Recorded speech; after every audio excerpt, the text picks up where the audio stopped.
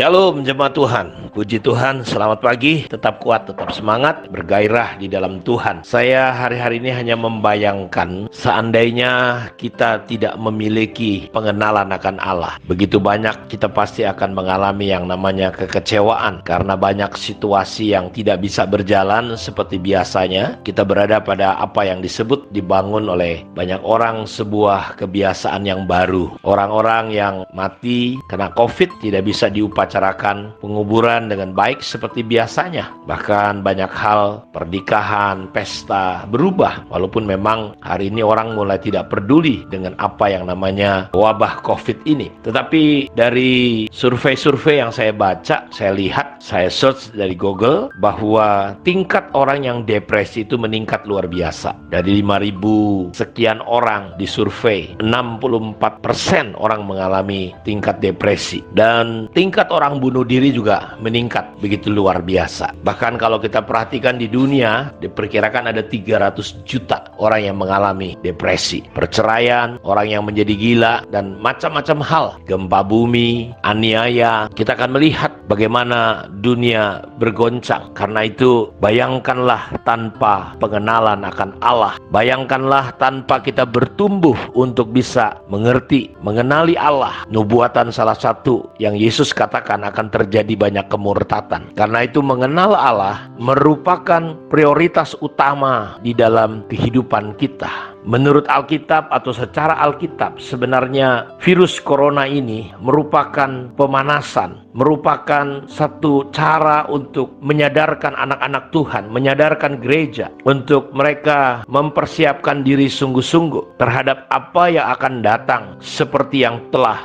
dinubuatkan di dalam kitab Wahyu, yaitu kita akan menghadapi yang namanya 7 meterai, 7 sangkakala, 7 cawan bokor murka Allah. Karena itu sekarang justru adalah kesempatan untuk kita kembalikan hidup kita kepada rel firman Tuhan, kepada prinsip-prinsip Alkitab, untuk kita semakin mendekatkan diri, mendekat kepada Tuhan, mencari Tuhan, betul-betul memiliki visi Allah, betul-betul kita menjalani kehidupan yang menggenapi kehendak dan rencana Allah. Karena apa yang terjadi ini adalah hanya untuk mempersiapkan terhadap apa yang sesungguhnya akan terjadi di dunia ini. Karena itu kita coba lihat sebentar apa yang terjadi ketika 7 meterai Allah dibuka. Ketika meterai Allah dibuka, yang pertama ada kuda putih. Banyak tafsiran tentang hal ini, bahwa ini adalah antikris yang coba merebut kemenangan. Ada yang berbicara ini juga tentang kuasa Roh Kudus. Saya tidak terlalu membahas hal ini, tetapi ketika meterai kedua dibuka, kalau saudara perhatikan di dalam ayat yang ketiga, dan ketika anak domba itu membuka meterai yang kedua, aku mendengar makhluk yang kedua berkata, mari, majulah seekor kuda lain, seekor kuda merah padam, dan orang yang menungganginya dikaruniakan kuasa untuk mengambil damai sejahtera di atas bumi, sehingga mereka saling membunuh, dan kepadanya dikaruniakan sebidang pedang yang besar. Bapak Ibu, kita lihat ketika meterai kedua dibuka, ada semacam kuda merah padam, dan orang yang menungganginya diberi kuasa, diberi otoritas. Ngapain? Mengambil damai sejahtera dari atas bumi ini, sehingga yang terjadi adalah orang saling membunuh, dan kepadanya dikaruniakan sebilah pedang yang sangat besar. Ini yang akan terjadi menimpa dunia. Karena itu saya mau katakan jemaat Tuhan, saya mau katakan kepada saudara semua, siapkan dirimu, jangan bersembunyi dengan alasan menghindari COVID-19.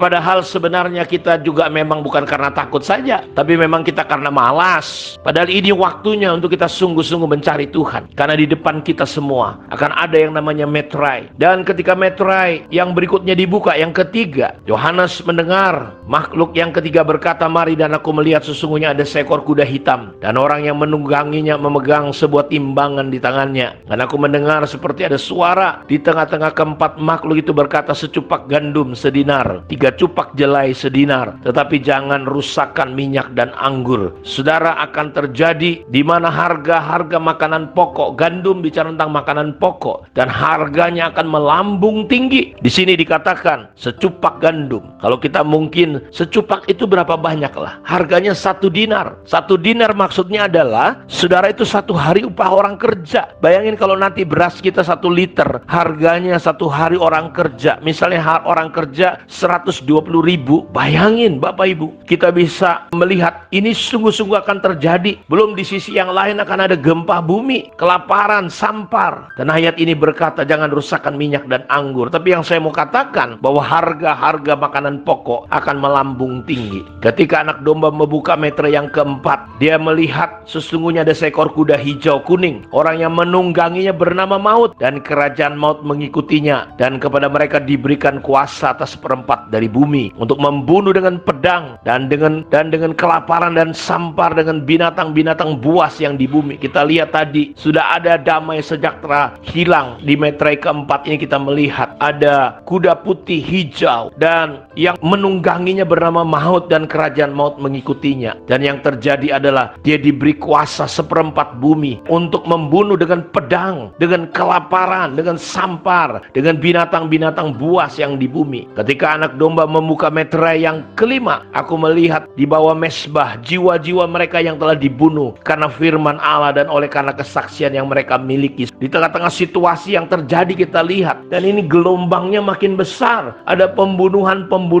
orang-orang percaya, orang-orang Kristen. Jadi COVID ini hanya pemanasan, bukan kita lari, bersembunyi, ketakutan, tapi justru kita harus bangkit, menyiapkan iman kita, menyiapkan hidup kita. Karenanya penting kita membangun pengenalan akan Allah, karena Alkitab sudah menubuatkan kamu akan diserahkan untuk disiksa, dibunuh, dianiaya, dan orang yang membunuh kamu akan berkata dia beribadah kepada Allah. Dan sudah kita melihat ada pembunuhan atas sahid, atas orang-orang percaya disebut sahid-sahid Tuhan. Dan kita melihat ada hadiah khusus tentunya. Kita lihat ayat 12. Maka aku melihat ketika anak domba itu membuka meterai yang keenam, terjadilah gempa bumi yang dahsyat, dan matahari menjadi hitam bagaikan karung rambut, dan bulan menjadi merah seluruhnya bagaikan darah, dan bintang-bintang di langit berjatuhan ke atas bumi bagaikan pohon ara, menggugurkan buah-buahnya yang mentah apabila ia digoncang angin yang kencang. Maka menyusutlah langit bagaikan gulungan kitab yang digulung, dan tergeserlah gunung-gunung dan pulau-pulau dari tempatnya, dan raja-raja di bumi, pembesar-pembesar, serta perwira-perwira dan orang-orang kaya, serta orang-orang berkuasa dan semua budak, serta orang merdeka, bersembunyi ke dalam goa-goa dan celah-celah batu karang di gunung. Dan mereka berkata kepada gunung-gunung dan berkata kepada batu-batu karang itu, runtuhlah, menimpa kami dan sembunyikanlah kami terhadap dia yang duduk di atas takhta dan terhadap murka anak domba itu, sebab sudah tiba hari besar murka mereka, dan siapakah yang dapat bertahan. Bapak Ibu lihat, perhatikan betul-betul. Karena itu saya mau katakan bahwa mengenal Allah merupakan prioritas utama dalam kehidupan kita. Alkitab sudah menubuatkan bahwa apa yang terjadi hari ini hanya pemanasan, hanya persiapan, menyadarkan gereja, menyadarkan kita semua untuk siap menghadapi 7 meterai yang akan dibuka di depan kita.